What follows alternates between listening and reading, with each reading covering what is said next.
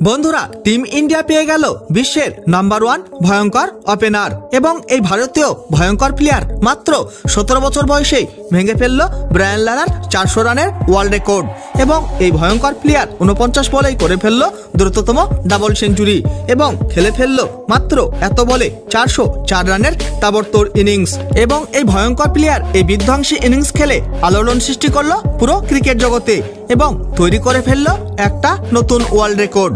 আপনারা যদি দেখতে চান এই ভয়ঙ্কর প্লেয়ারের বিধ্বংসী ইনিংসের সম্পূর্ণ ভিডিও, তাহলে বন্ধুরা ভিডিওটি লাইক করুন এবং চ্যানেলটাকে সাবস্ক্রাইব করে রাখুন। বন্ধুরা ওয়েস্ট ইন্ডিজের মহান ক্রিকেটার ব্রায়ান লারা টেস্ট ম্যাচে করে ফেলেছিল 400 রান এবং এই বিধ্বংসী ইনিংস খেলে ব্রায়ান লারা তৈরি করে ফেলেছিল একটা নতুন ওয়ার্ল্ড রেকর্ড এবং ব্রায়ান লারার এই রেকর্ড এখনো পর্যন্ত কোনো প্লেয়ারই ভাঙতে পারেনি।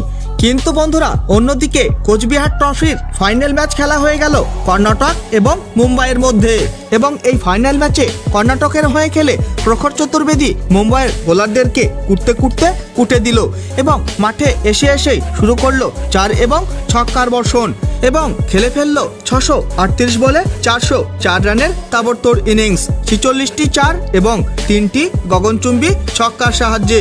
বন্ধুরা 46টি 4 এবং 3টি ছক্কাকে যদি টোটাল করা হয় তাহলে প্রখর চতুর্বেদী খেলে ফেললো 49 বলে 202 রানের ইনিংস আর এইভাবে ভেঙে চুরমার করে দিল প্রখর চতুর্বেদী ব্রায়ান লারার ওয়ার্ল্ড রেকর্ড এবং আলোড়ন সৃষ্টি করলো পুরো ক্রিকেট জগতে এবং তৈরি করে ফেললো একটা নতুন ওয়ার্ল্ড রেকর্ড।